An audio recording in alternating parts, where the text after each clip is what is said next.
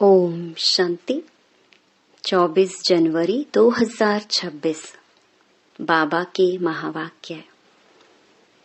मीठे बच्चे, बाप तुम्हें जो पढ़ाई पढ़ाते हैं वह बुद्धि में रख सबको पढ़ानी है।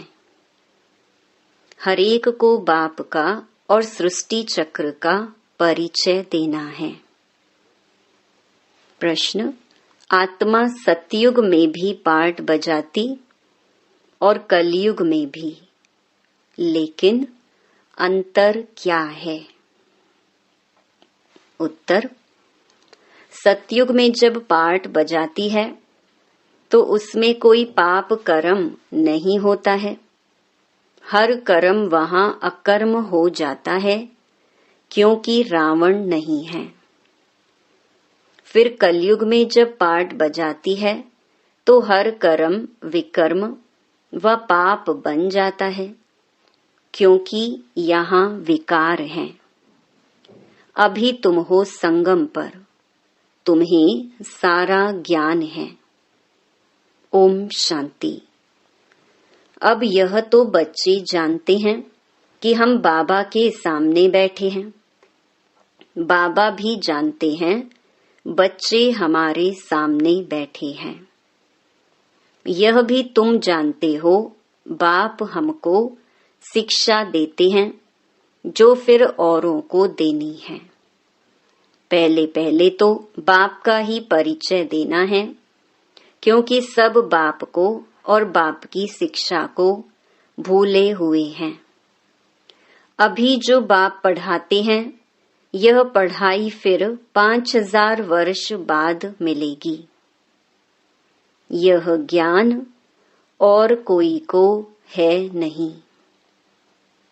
मुख्य हुआ बाप का परिचय। फिर यह भी समझाना है हम सब भाई भाई हैं। सारी दुनिया की जो सब आत्माएं हैं सब आपस में भाई भाई हैं। सब अपना मिला हुआ पार्ट इस शरीर द्वारा बजाते हैं। अब तो बाप आए हैं नई दुनिया में ले जाने के लिए, जिसको स्वर्ग कहा जाता है। परंतु हम सब भाई पतित हैं, एक भी पावन नहीं। सभी पतितों को पावन बनाने वाला है ही एक बाप। यह है ही पतित विकारी भ्रष्टाचारी रावण की दुनिया। रावण का अर्थ ही है 5 विकार स्त्री में, 5 विकार पुरुष में। बाबा बहुत सिंपल रीति समझाते हैं, तुम भी ऐसे समझा सकते हो। तो पहले पहले यह समझाओ हम आत्माओं का वह बाप है। हम सब ब्रदर्स हैं। पूछो यह ठीक है? लिखो हम सब भाई भाई हैं। हमारा बाप भी एक है। हम सब सोल्स का वह है सुप्रीम सोल। उनको फादर कहा जाता है। यह पक्का पक्का बुद्धि में बिठाओ तो सर्वव्यापी आदि पहले निकल जाए। अल्फ पहले पढ़ना है। बोलो यह अच्छी रीति, बैठ लिखो। आगे सर्वव्यापी कहता था, अब समझता हूँ कि सर्वव्यापी नहीं है। हम सब भाई भाई हैं। सब आत्माएं कहती हैं गॉड फादर परम पिता। पहले तो यह निश्चय बिठाना है कि हम आत्मा हैं, परमात्मा नहीं है। ना हमारे में परमात्मा व्यापक है, सब में आत्मा व्यापक है। आत्मा शरीर के आधार से पाठ बजाती है। यह पक्का कराओ। अच्छा, फिर वह बाप सृष्टि के आदि मध्य अंत का ज्ञान भी सुनाते हैं। और तो कोई भी जानते नहीं कि इस सृष्टि चक्र की एज कितनी है। बाप ही टीचर के रूप में बैठ समझाते हैं। लाखों वर्ष की तो बात ही नहीं।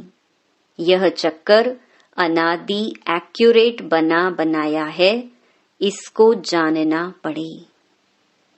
सतयुग त्रेता पास्ट हुए, नोट करो। उसको कहा जाता है स्वर्ग और सेमी स्वर्ग। जहाँ देवी देवताओं का राज्य चलता है वह 16 कला, वह 14 कला।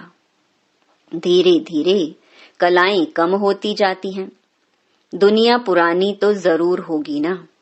सतयुग का प्रभाव बहुत भारी है। नाम ही है स्वर्ग, हेवन, नई दुनिया। उसकी ही महिमा करनी है। नई दुनिया में है ही एक आदि सनातन देवी देवता धर्म। पहले बाप का परिचय, फिर चक्कर का परिचय दिया जाता है। चित्र भी तुम्हारे पास है निश्चय कराने के लिए। यह सृष्टि का चक्र फिरता रहता है। सतयुग में लक्ष्मी नारायण का राज्य था, त्रेता में राम सीता का। यह हुआ आधा कल्प, 2 युग पास्ट हुए, फिर आता है द्वापर कलयुग।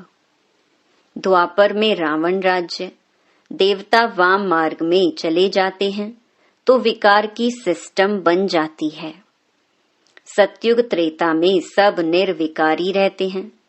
एक आदि सनातन देवी देवता धर्म रहता है। चित्र भी दिखाना है, ओरली भी समझाना है। बाप हमको टीचर बन ऐसे पढ़ाते हैं। बाप अपना परिचय खुद ही आकर देते हैं। खुद कहते हैं मैं आता हूँ पतितों को पावन बनाने।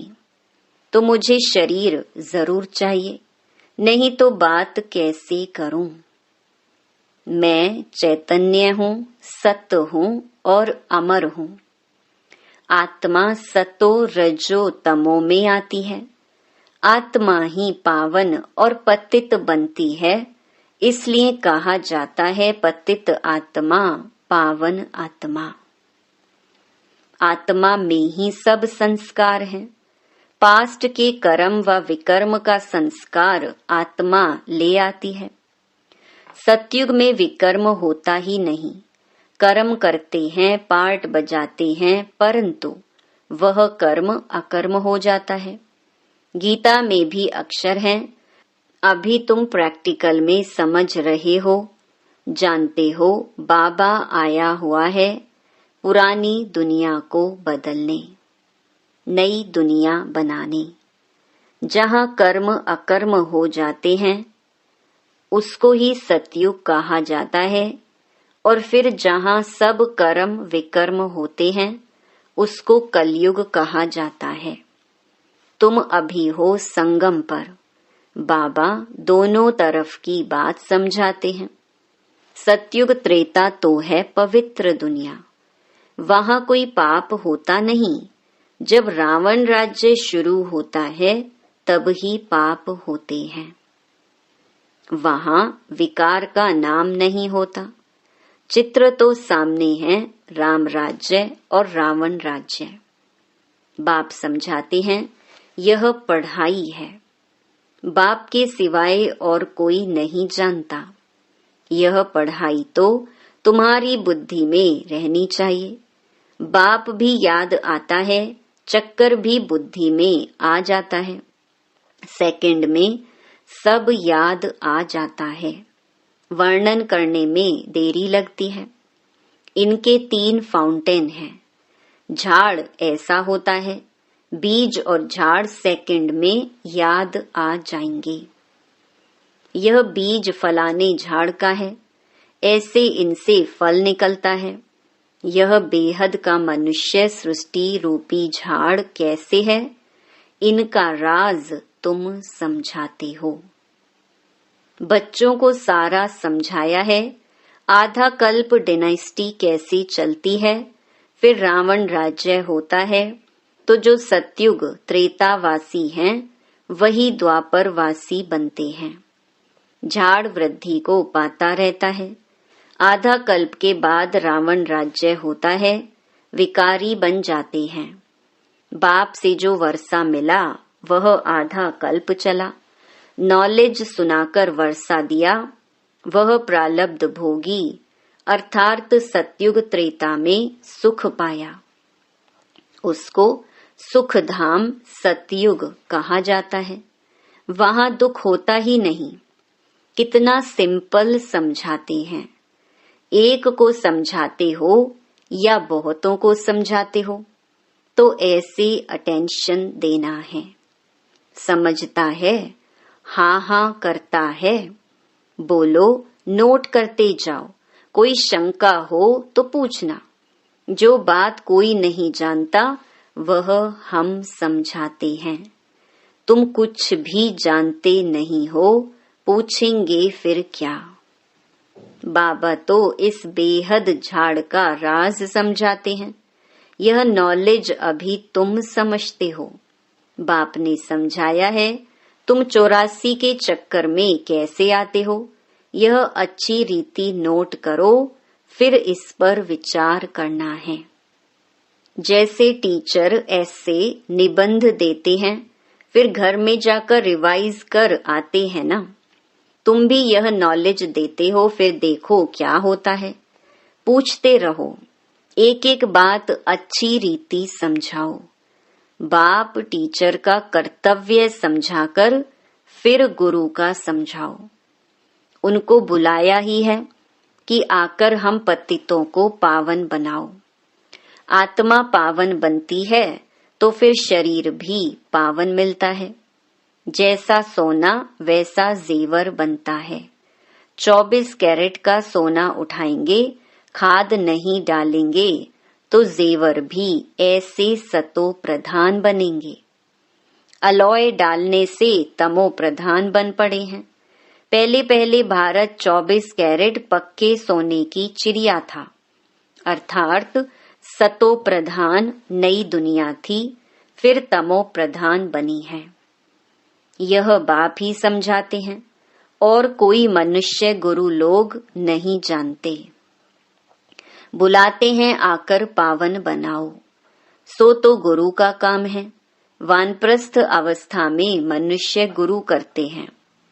वाणी से परे स्थान तो है इन कॉर्पोरियल वर्ल्ड, जहां आत्माएं रहती हैं। यह है कॉर्पोरियल वर्ल्ड, दोनों का यह मेल है। वहां तो शरीर है नहीं, वहां कोई कर्म नहीं होता है। बाप में तो सारी नॉलेज है। ड्रामा प्लान अनुसार उनको कहा ही जाता है नॉलेजफुल। वह चैतन्य सत चित आनंद स्वरूप होने के कारण उनको नॉलेजफुल कहा जाता है। बुलाते भी हैं, हे पतित पावन नॉलेजफुल शिव बाबा। उनका नाम सदैव शिव ही है।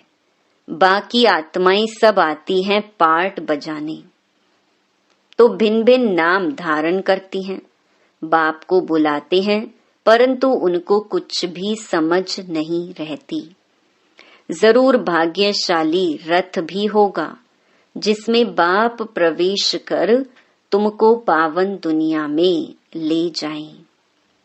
तो बाप समझाते हैं, मीठे मीठे बच्चों, मैं उनके तन में आता हूँ जो बहुत जन्मों के अंत में है। पूरा 84 जन्म लेते हैं। भाग्यशाली रथ पर आना पड़ता है। पहले नंबर में तो है श्री कृष्ण, वह है नई दुनिया का मालिक। फिर वही नीचे उतरते हैं। गोल्डन से सिल्वर, कॉपर, आयरन एज में आकर पड़ते हैं। अभी फिर तुम आयरन से गोल्डन बन रहे हो। बाप कहते हैं, सिर्फ मुझ अपने बाप को याद करो। जिसमें प्रवेश किया है उनकी आत्मा में तो जरा भी नॉलेज नहीं थी। इनमें मैं प्रवेश करता हूँ, इसलिए इनको भाग्यशाली रथ कहा जाता है। नहीं तो सबसे ऊंच तो यह लक्ष्मी नारायण है। इनमें प्रवेश करना चाहिए, परंतु उनमें परमात्मा प्रवेश नहीं करते, इसीलिए उनको भाग्यशाली रथ नहीं कहा जाता है। रथ में आकर पतितों को पावन बनाना है तो जरूर कलयुगी तमो प्रधान होगा ना। खुद कहते हैं, मैं बहुत जन्मों के अंत में आता हूँ। गीता में भी अक्षर एक्यूरेट है। गीता को ही सर्वशास्त्रमयी शिरोमणि कहा जाता है। इस संगम युग पर ही बाप आकर ब्राह्मण कुल और देवता कुल स्थापन करते हैं। बहुत जन्मों के अंत में अर्थात संगम युग पर ही बाप आते हैं। बाप कहते हैं, मैं बीज रूप हूँ। श्री कृष्ण तो है सतयुग का रहवासी। उनको दूसरी जगह तो कोई देख ना सके।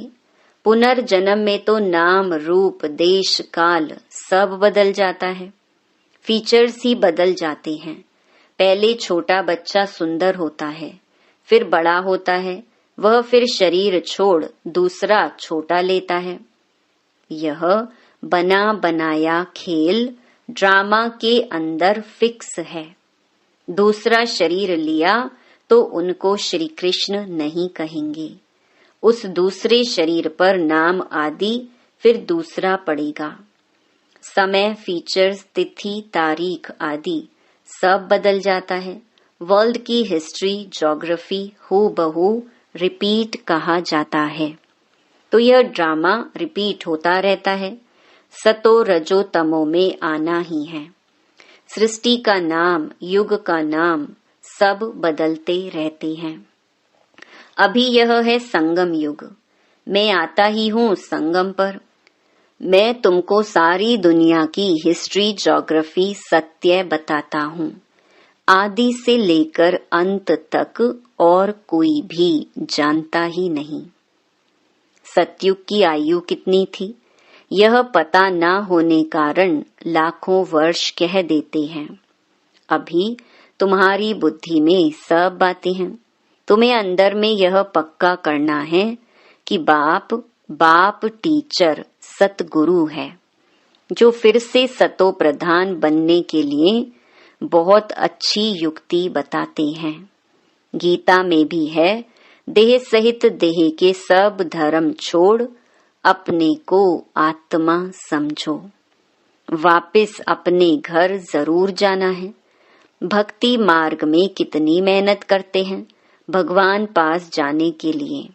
वह है मुक्ति धाम, कर्म से मुक्त। हम इनकॉर्पोरियल दुनिया में जाकर बैठते हैं। पार्टधारी घर गया तो पार्ट से मुक्त हुआ। सब चाहते हैं हम मुक्ति पाएं, मोक्ष तो किसको मिल ना सके। यह ड्रामा अनादि अविनाशी है। कोई कहे यह पार्ट आने जाने का हमको पसंद नहीं, परंतु इसमें कुछ कर ना सकें। यह अनादि ड्रामा बना हुआ है, एक भी मोक्ष पा नहीं सकते। वह सब हैं अनेक प्रकार की मनुष्य मत। यह है श्रीमत श्रेष्ठ बनाने के लिए। मनुष्य को श्रेष्ठ नहीं कहेंगे, देवताओं को श्रेष्ठ कहा जाता है। उन्हों के आगे सब नमन करते हैं तो वह श्रेष्ठ ठहरे ना। श्री कृष्ण देवता है, वैकुंठ का प्रिंस। वह यहाँ कैसे आएगा? ना उसने गीता सुनाई, शिव के आगे जाकर कहते हैं हमको मुक्ति दो। वह तो कभी जीवन मुक्त, जीवन बंध में आते ही नहीं, इसीलिए उनको पुकारते हैं मुक्ति दो। जीवन मुक्ति भी वह देते हैं। अच्छा, मीठे मीठे सिकिलधे बच्चों प्रति माता पिता बाप दादा का याद प्यार और गुड मॉर्निंग। रूहानी बाप की रूहानी बच्चों को नमस्ते। धारणा के लिए मुख्य सार। पहला, हम सब आत्मा रूप में भाई भाई हैं। यह पाठ पक्का करना और कराना है। अपने संस्कारों को याद से संपूर्ण पावन बनाना है। दूसरा, 24 कैरेट सच्चा सोना सतो प्रधान बनने के लिए कर्म अकर्म विकर्म की गुह्य गति को बुद्धि में रख अब कोई भी विकर्म नहीं करना है। वरदान, घबराने की डांस छोड़ सदा खुशी की डांस करने वाले मास्टर नॉलेजफुल भव। जो बच्चे मास्टर नॉलेजफुल हैं वह कभी घबराने की डांस नहीं कर सकते। सेकंड में सीढ़ी नीचे, सेकंड में ऊपर। अब यह संस्कार चेंज करो तो बहुत फास्ट जाएंगे। सिर्फ मिली हुई अथॉरिटी को, नॉलेज को, परिवार के सहयोग को यूज करो। बाप के हाथ में हाथ देकर चलते रहो तो खुशी की डांस करते रहेंगे। घबराने की डांस हो नहीं सकती, लेकिन जब माया का हाथ पकड़ लेते हो तो वह डांस होती है। स्लोगन, जिनका संकल्प और कर्म महान है वही मास्टर सर्वशक्तिमान है। अव्यक्त इशारे, इस अव्यक्ति मास में बंधन मुक्त रह जीवन मुक्त स्थिति का अनुभव करो। मास्टर त्रिकालदर्शी बनकर हर कर्म हर संकल्प करो व वचन बोलो तो कोई भी कर्म व्यर्थ व अनर्थ वाला नहीं हो सकता। त्रिकालदर्शी अर्थात साक्षीपन की स्थिति में स्थित होकर इन कर्मेंद्रियों द्वारा कर्म करेंगे तो कर्म के वशीभूत नहीं होंगे। सदा कर्म और कर्म के बंधन से मुक्त बन अपनी ऊंची स्टेज को प्राप्त कर लेंगे। अच्छा, ओम शांति।